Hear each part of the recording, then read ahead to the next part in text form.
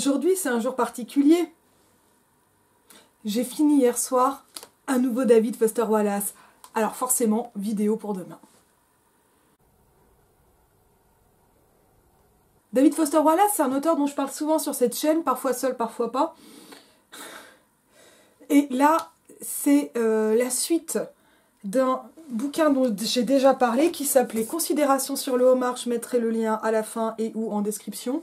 Et c'est Considérations sur le homard 2. Et donc ça, c'était extraordinaire. Alors, je sais plus tellement que... Dans le premier Considérations sur le homard, c'était des trucs, on va dire, plus ou moins d'actualité amérique. Et là, les éditions de l'Olivier poursuivent. Alors, la traduction, c'est toujours la même personne. Jakuta Alika Vazovic, j'aurais mieux fait de préparer. Collection, me semble-t-il, Les Feux. C'est extraordinaire, ça m'a vachement plu. J'ai pas pu le lâcher alors que j'étais même pas chez moi. Donc, j'ai été impolie. Bien sûr qu'on est impoli par lecture. Et c'est un recueil d'articles, voilà, c'est un recueil d'articles. Le recueil lui-même était paru en 2005, les articles, ben, ça dépend, on le sait au fur et à mesure. Et ben, ça vient de sortir, je ne l'ai pas vu annoncé. J'ai pas vu la sortie annoncée. Par contre, je cherche un autre roman dont je vous parlerai probablement la semaine prochaine. Et puis, ben, j'ai trouvé le roman. Enfin, je ne l'ai pas trouvé, il a fallu que je le demande, mais le libraire m'a trouvé le roman et sur la table, il y avait ça. J'ai eu du train, j'ai eu des déplacements, etc. Les articles, c'était super. Après, on est avec David Foster Wallace, on se rappelle de... Quand j'avais parlé du style viriliste, un truc soi-disant super, auquel on ne me reprendra plus, je cite de mémoire, qui avait quelque chose de viriliste et qui en même temps désamorçait, ou du moins questionnait, mettait en question le virilisme. Et cela dans de la prose de non-fiction. Ici, franchement théorique, l'exemple c'est celui d'un compte-rendu de croisière, avec des effets comme ça de crescendo, ça monte, ça monte, ça monte, ça monte, on ne sait pas où il va s'arrêter, où s'arrêtera-t-il. Et ça, ben, ça a commencé directement pour me calmer sur un compte-rendu d'Updike, je ne sais pas si on le prononce comme ça, le romancier, que j'ai jamais lu, je m'en fous. Certainement la fin d'une chose ou d'une autre, est-on plus ou moins obligé de penser. Et c'est marrant, on n'a pas tellement les dates. Et qui rassemble Mailer, Updike et Roth, les grands mâles narcissiques, plus bas dans le texte, les GMN. Et donc qui en fait part de cette question, pas exactement du virilisme que j'évoquais dans ma propre vidéo, c'est pas une question tellement de virilisme que d'égocentrisme ici, mais je pense que les deux peuvent aller ensemble, ici parce que le narcissisme mâle qu'épingle très très très sarcastiquement Wallace, c'est eh ben, en fait un égocentrisme forcené. Et qui passe notamment par une attention absolue portée à l'appendice génital mâle du narrateur. Je pense pas trahir tellement l'article, hein, c'est vraiment ceci et en ces termes, et sur ses effets, on va dire, sociaux et physiques, avec cette réflexion que ce qui a pu apparaître comme une transgression libératrice n'apparaît plus que comme une forme d'égocentrisme. Et ça, j'ai trouvé ça absolument hyper intéressant et ça m'a bien claqué parce que finalement, ça amène une précision par rapport à ce que je disais en parlant de virilisme, à savoir que le virilisme, moi je le vois dans le tour de force, dans la virtuosité démontrée, quelque chose d'assez compétitif, et dans le virilisme, pour moi, David Foster Wallace, c'est quelqu'un qui est et à la fois un maître et quelqu'un qui le fait ironiquement et en s'en moquant et en voyant les limites. Et là, on retrouve bien toutes les tensions en fait auxquelles a été soumis David Foster Wallace, contraint, enfin, et je pense de façon même assez douloureuse, entre une aspiration virtuose et quelque chose de l'ordre d'une contrainte morale, mais non pas imposée de l'extérieur. Il ne s'agit pas de dénigrer le politiquement correct, et ça je pense que je vais y revenir pour parler d'un autre article, mais plus d'une aspiration morale, et notamment égalitariste, et j'ai envie de dire idéale, mais non, parce que cette aspiration morale, elle est quand même aussi très matérielle et elle passe par un rapport au texte qui est très concret. Je rappelle que David Foster Wallace était prof de creative writing, romancier et évidemment écrivain plus largement aussi de non-fiction, et que son attention au texte, elle est absolue, elle est vraiment extrêmement pointilleuse et à beaucoup de niveaux. Et c'est là tout l'intérêt des considérations sur le Homard 2, c'est qu'on est vraiment sur ces textes qui parlent de littérature, de langue de communication, je ne sais plus comment on le dit, l'espèce de 4e de couverture de la jaquette attachée. Et c'est sur la littérature, le langage et la communication. Bon, quand on le dit comme ça, c'est un peu rapide, mais c'est ça. Alors,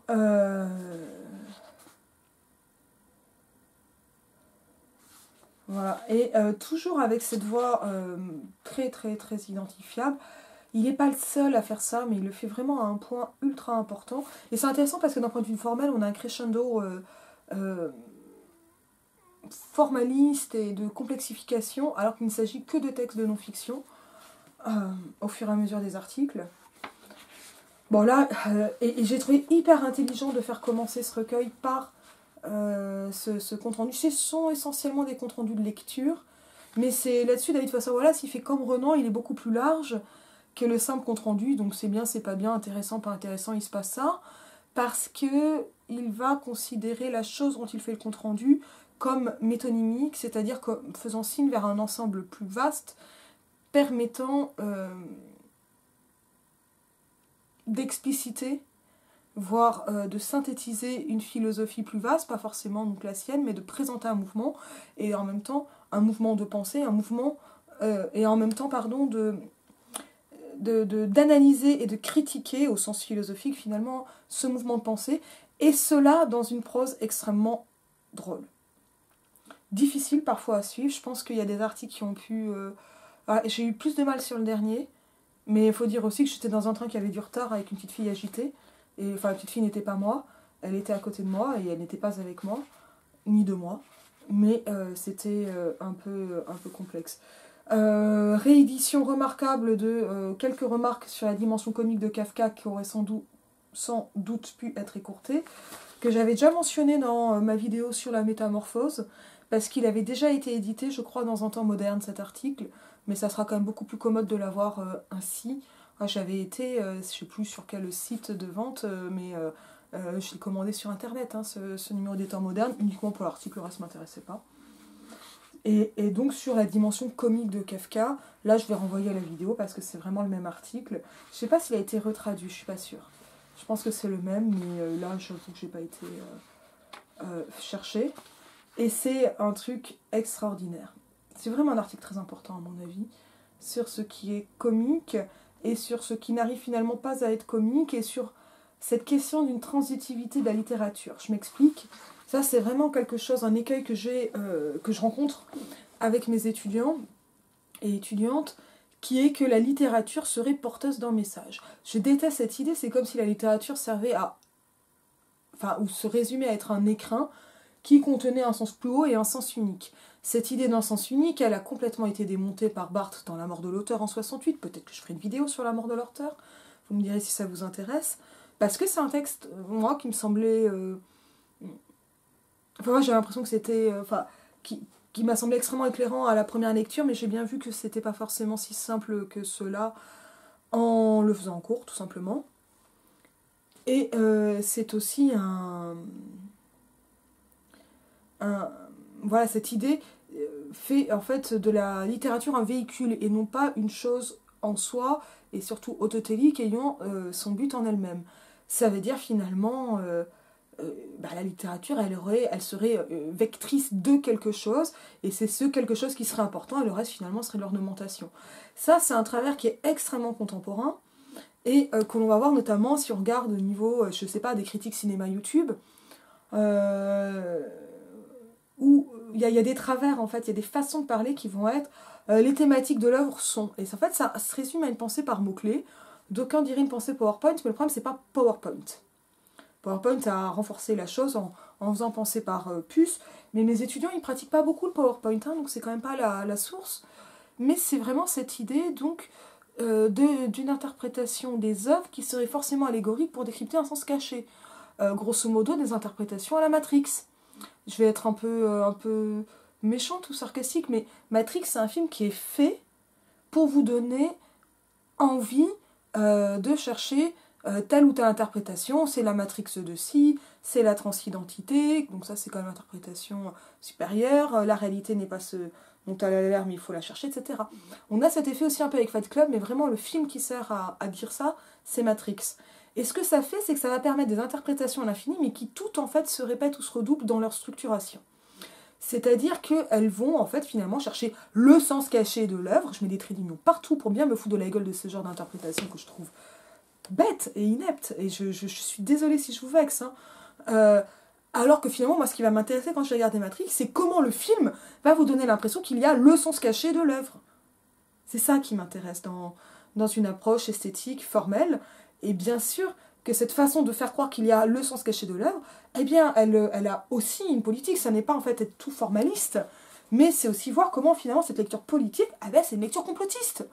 On nous cache des choses, on ne sait pas tout, etc. Et donc, en fait, le complotisme, c'est pas juste tel ou tel complot, c'est déjà une façon d'appréhender le monde. Et c'est ce que fait Matrix, et c'est en ça où dire Matrix, c'est une allégorie philosophique en mode la caverne de Platon, la caverne de Platon, c'est une allégorie philosophique, c'est certain. Mais tout ramener toute œuvre d'art à ce type de lecture allégorique, qui en fait est complètement chrétienne, c'est la théorie des 4 sens de l'écriture. Hein. Sauf qu'en général, c'est moins formalisé quand on regarde les critiques ciné, YouTube, les copies ou les discussions de soirée. Ah oui, mais donc ça, c'est ça, etc. Et on va chercher les indices pour qu'ils aillent tous dans le même sens, sans se demander pourquoi il y a ces indices et qu'amène le fait de voir plutôt être suscité ce type d'interprétation. Et c'est en ça où Matrix, elle vous a bien eu, quoi. Si vous appliquez des lectures Matrix au reste, c'est sûr que vous risquez pas de comprendre Agnès Varda, quoi. Hein, ça marche pas comme ça. C'est beaucoup plus compliqué, parce que ça, en fait, c'est une lecture appauvrissante des œuvres. Parce que vous allez croire au grand sens caché, ce qui est une lecture, Barthes dit théologique, le sens caché, c'est une lecture qui cherche la révélation. Il n'y a pas de révélation, on vit dans un monde complexe où il y a des sens, pas le sens. Et encore moins caché, ce qui va compter, c'est la construction esthétique qui donne à penser des sens de l'œuvre et quel sens et comment ces sens sont construits. Et c'est à ce niveau-là que c'est, oui, un peu plus compliqué, mais vachement plus intéressant. Et c'est un problème, en fait, que finalement, il n'est pas exprimé en ces termes, mais je me retrouve vraiment dans cet article de David Foster Wallace sur Kafka, où les étudiants américains, enfin en tout cas que David Foster Wallace a pu avoir en cours, cherchent le sens de Kafka. Et donc, ne peuvent pas le considérer comme comique, puisque le comique ne peut servir qu'à épingler un travers, etc., ne peut avoir qu'une fonction. Mais le fait que ce soit drôle pour être drôle n'est pas pris en compte, finalement. Et c'est en ça qu'il y a un absurde kafkaïen, à côté duquel on va complètement passer, en cherchant la morale. Et ça, c'est vraiment une question qui va se poser avec la métamorphose. On a envie de dire la métamorphose de quoi? Et on oublie que c'est d'abord la métamorphose. Pas de lecture transitive, ou pas uniquement de lecture transitive. Oui, il y a eu bien des textes qui ont cette lecture transitive. Mais si on se cantonne à celle-là, ou qui ont été faits pour avoir ce genre de lecture transitive, ou encore qui sont des romans à clé, donc un roman à clé, c'est un roman dans lequel tel personnage de fiction va en fait représenter tel personnage de la vie réelle. C'est le cas avec le roman de Justine Lévy où elle raconte comment elle a été plaquée par Raphaël Enthoven. Ça, c'est un roman à clé. C'était le cas avec l'histoire amoureuse des Gaules de Bussy-Rabutin, qui a amené Bussy-Rabutin et Madame de Sévigné, sa cousine, à se fâcher. Elle n'était pas contente du portrait qu'il a fait d'elle. Et on comprend, il n'était pas très sympa. Bon, ça existe, c'est vraiment ça qu'on appelle la satire. Mais tout n'est pas satirique, tout n'est pas dénonciation, et tout ne vise pas une chose en particulier, mais peut être en soi, et non pas en soi parce qu'on est dans une tour d'ivoire et qu'on se regarde le nombril. Et là, c'est là où c'est important d'avoir Kafka juste après les grands mal narcissiques, parce que ça peut être drôle en soi pour ce que ça raconte. Et ça, c'est vraiment quelque chose qui me paraît formidable, et qui est vraiment extraordinaire. Alors avec cette particularité là que David Foster Wallace dit que pour le coup c'est un humour religieux, mais non pas théologique avec le sens, religieux dans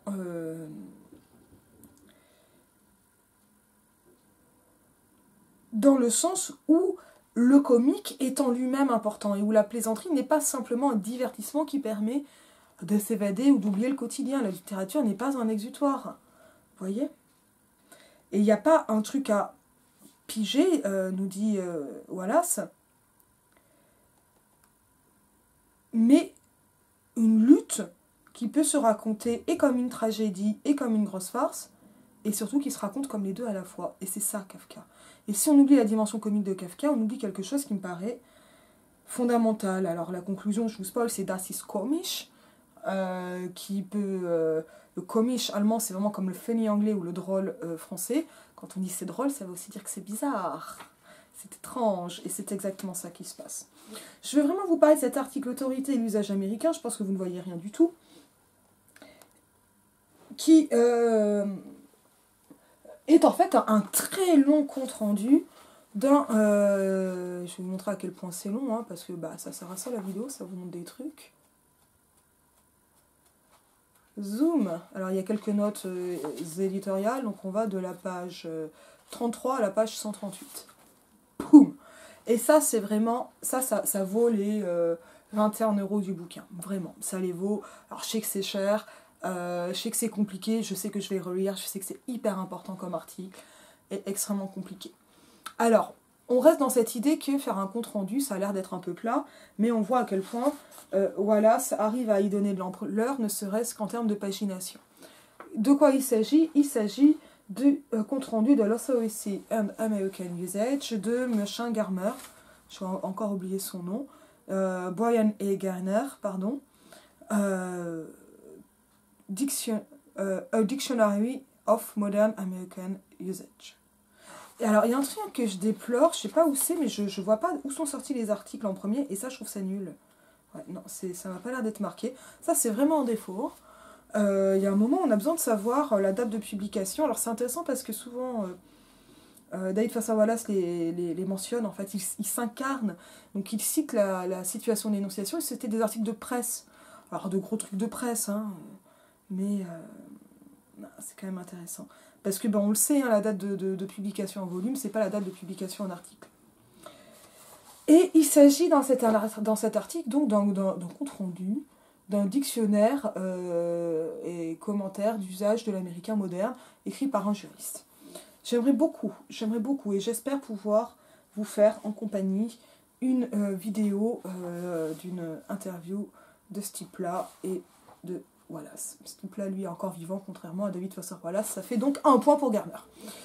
Qu'est-ce qui se passe là-dedans? Bon, alors nous, on connaît ça en France, c'est ce qu'on va appeler le bon usage avec Grévis. J'ai pas l'impression qu'on ait des publications extrêmement récentes là-dessus, mais ça amène Wallace à refaire tout un contexte de ce qu'est le descriptivisme, le prescriptivisme, donc de quelle manière on va penser la langue, ce que cela signifie, et il est extrêmement pointu et sarcastique et accessible.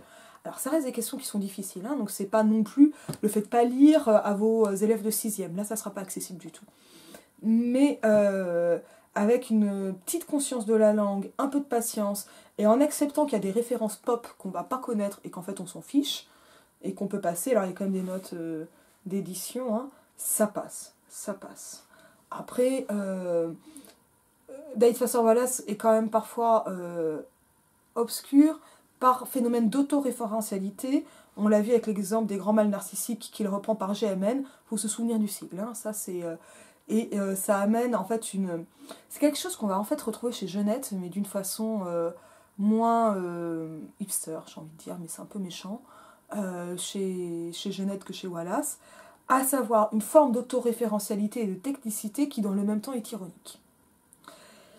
Et ça peut être difficile de comprendre ce type d'humour qui est quand même, il faut bien le dire, assez élitiste et qui peut faire quand même très peur par usage de concepts, de majuscules, etc.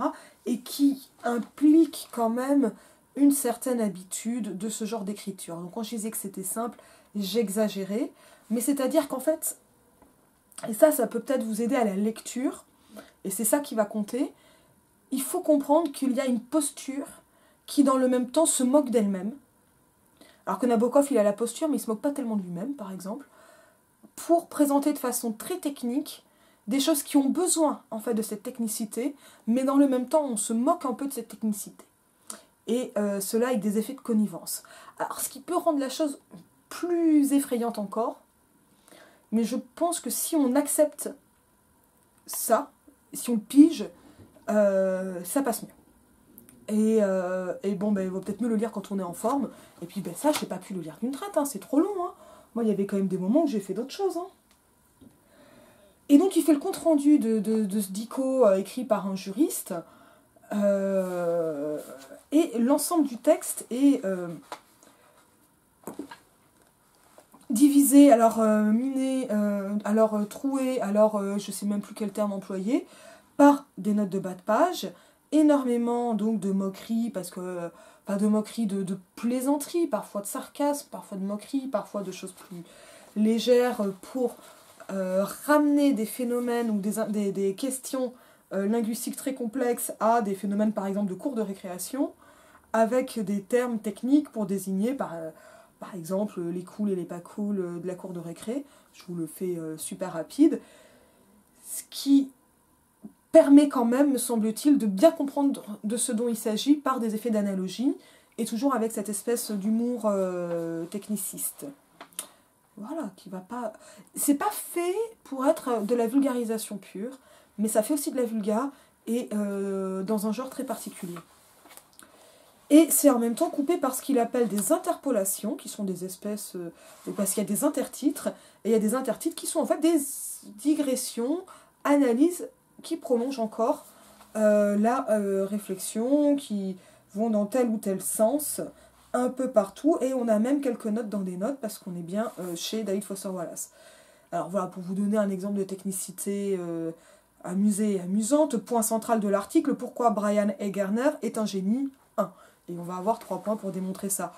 C'est-à-dire que on a l'emploi d'un langage assez cool, et en même temps quelque chose qui va être assez technique. En fait, c'est vraiment les profs de fac qui portent des Stan Smith, vous voyez, c'est vraiment cette ambiance-là, en un peu plus fun quand même. Interpolation, exemple d'une question connexe au Becher, dont le caractère éminemment vicié fait entièrement rendre gorge à l'esprit démocratique de l'auteur, il faut bien l'avouer. On a ce mélange qui est complètement de l'ordre de ce qu'on appelle l'héroïque comique ou le burlesque. Les deux sont au rebours l'un de l'autre. Le burlesque, c'est parler en choses basses de choses très hautes, c'est plutôt du burlesque. Et l'héroïque comique en choses très hautes de choses basses. Par exemple, quand je vous raconte en alexandrin comment j'ai pris mon métro ce matin et que je me suis cassé la gueule dans les escaliers, je n'ai pas pris le métro ce matin, c'est un exemple, ça vous donne l'impression de vivre une épopée complètement bouffonne. C'est de l'héroïque comique. Le burlesque, ça va être de raconter quelque chose d'absolument épique, mais en argot, par exemple. Et là, il mélange les deux, David Foster Wallace, tout le temps. Et ça aussi, ça va du côté de cette virtuosité qui peut se rapprocher du virilisme, comme j'en discutais dans une vidéo précédente. Et en même temps, eh ben, c'est vachement drôle. Alors, oui, c'est de l'humour qui est compliqué, mais oui, c'est vachement fun. Et ça joue des écarts de langage et des analogies, tout en vous montrant que tout est lié, mais sans complotisme, pour, au contraire, avancer dans une réflexion qui va être assez poussée sur le langage et la politique, en gros, et en fait, toutes les dimensions politiques du langage.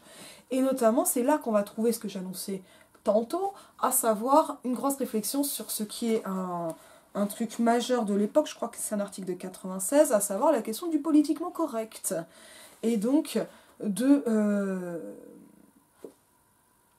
lissage de la langue et de la dimension condescendante, moralisatrice et dans le même temps participant de ce qu'on va appeler l'éthos, à savoir soigner sa propre personnalité, et ça correspond à ce qu'on appelle un argument éthique, à savoir qu'on va vous croire en tant que locuteur si vous vous présentez comme par exemple un locuteur fiable. Alors, c'est pas exactement l'argument d'autorité, l'argument éthique, parce que ça va pas être « faut me croire parce que je suis plus fort, c'est moi le patron », mais ça va être « enfin, vous savez bien que je suis honnête ». Et donc, vous pouvez me faire confiance. Vous voyez, c'est un peu différent. Et le politiquement correct, c'est quand même un gros morceau de cet article, c'est pas le seul. est aussi analysé, évidemment, dans sa dimension aussi nécessaire. Alors, il y a toute une réflexion sur ce qu'on appelle le N-word, le mot en N, son emploi ou pas, et de quelle façon, et comment ça fonctionne ou pas. Et ça reviendra dans le dernier article, d'ailleurs, du volume, avec un cas pratique assez complexe. Et que, ben oui, enfin, il y a un moment aussi où il y a des termes qui sont juste pas admissibles et des façons de parler qui ne le sont pas. Mais donc, de cette difficulté de la langue et du fait qu'on passe peut-être trop, et David Foster Wallace, c'est quelqu'un qui se situe à gauche sur l'échiquier politique, sur des questions donc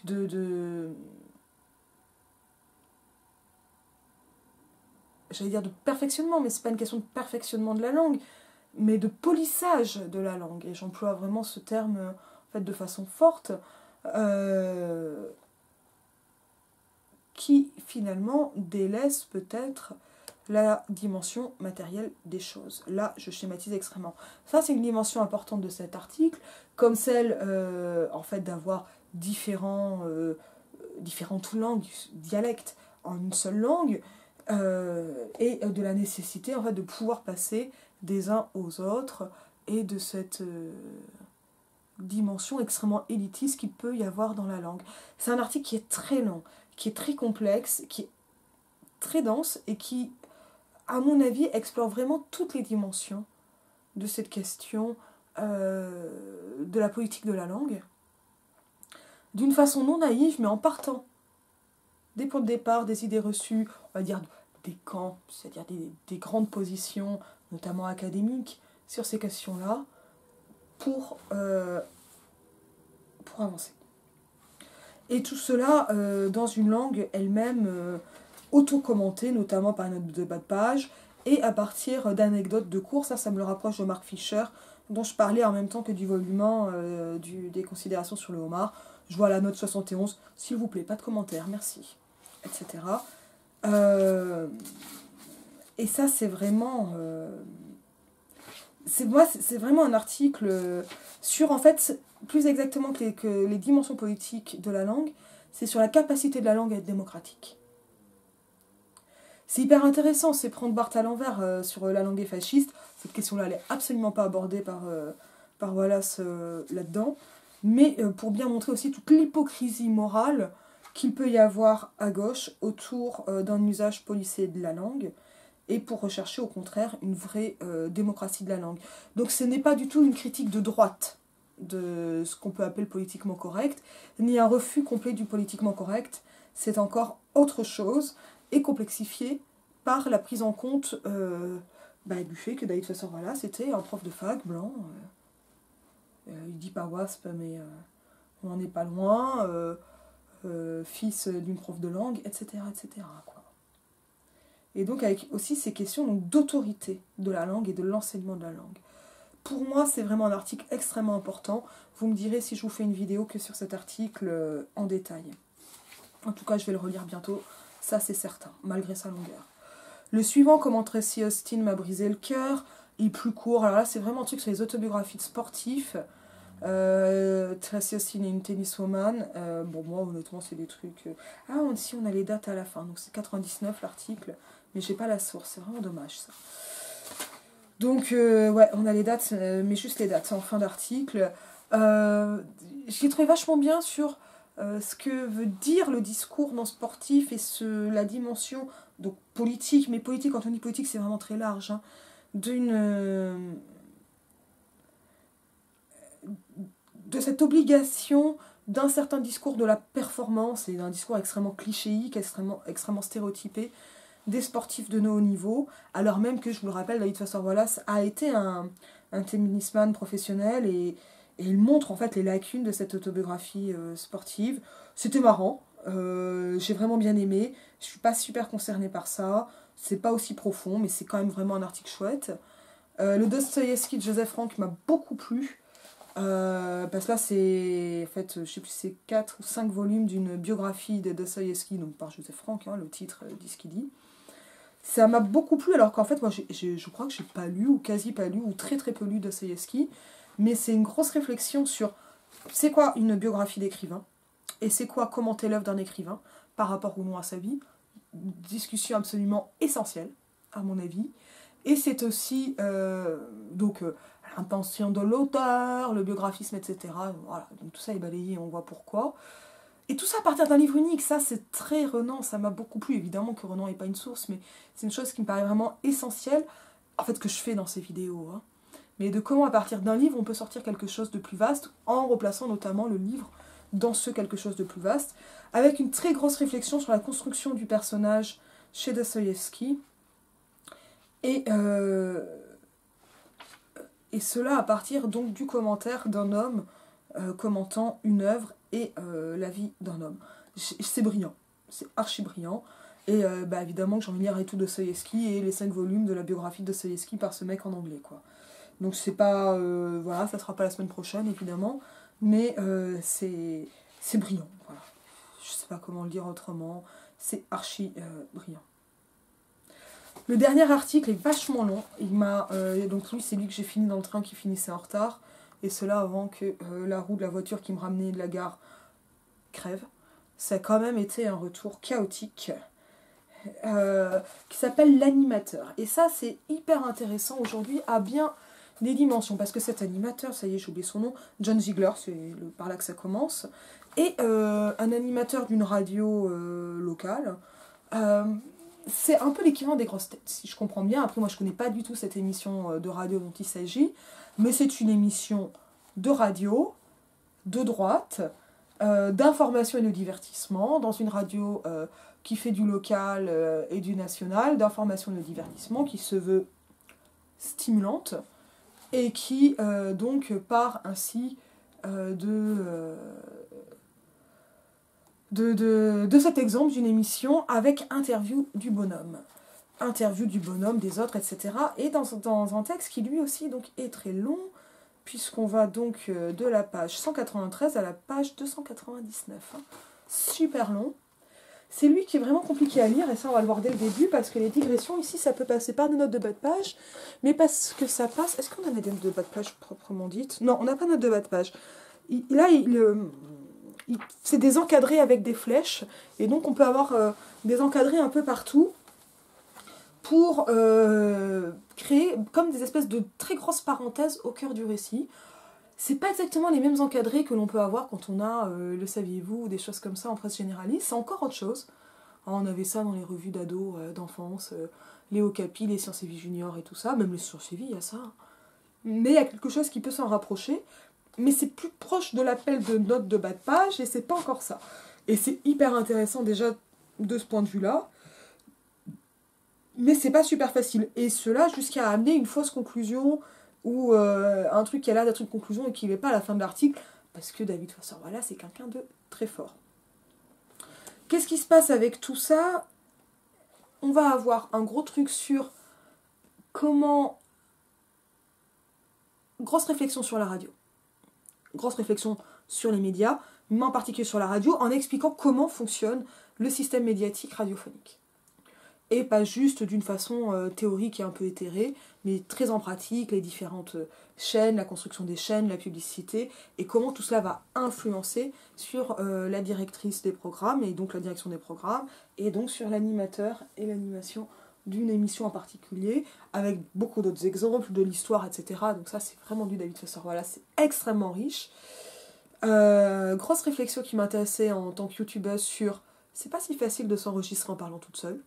Et là, il y avait vraiment des choses qui fonctionnaient bien sur les contraintes d'un animateur radio que je retrouve aujourd'hui dans ce que je fais sur YouTube.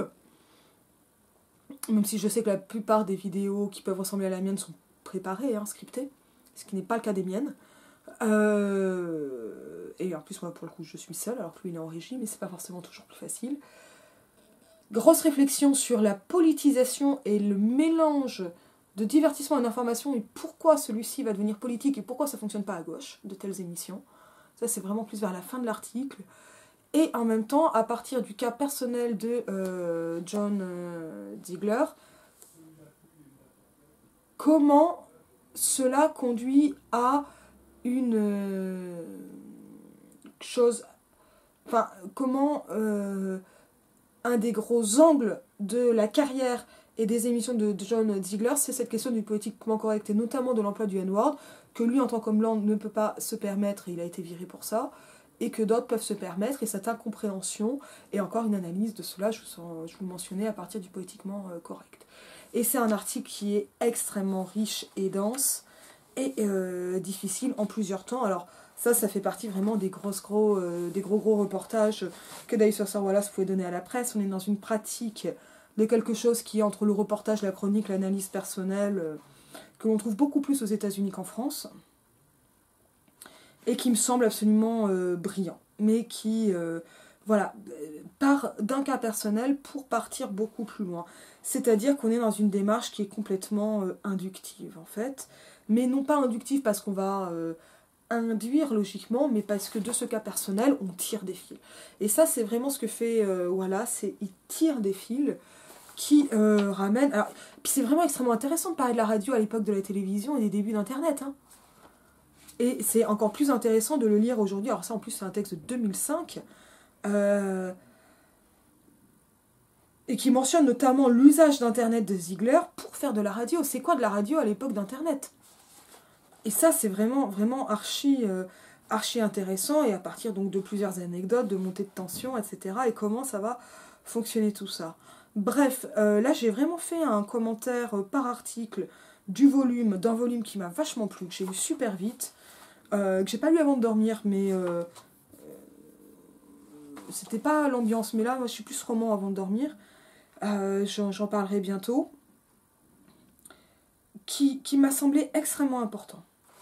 Vraiment, vraiment extrêmement important, avec énormément donc, d'anecdotes, de petits excursus.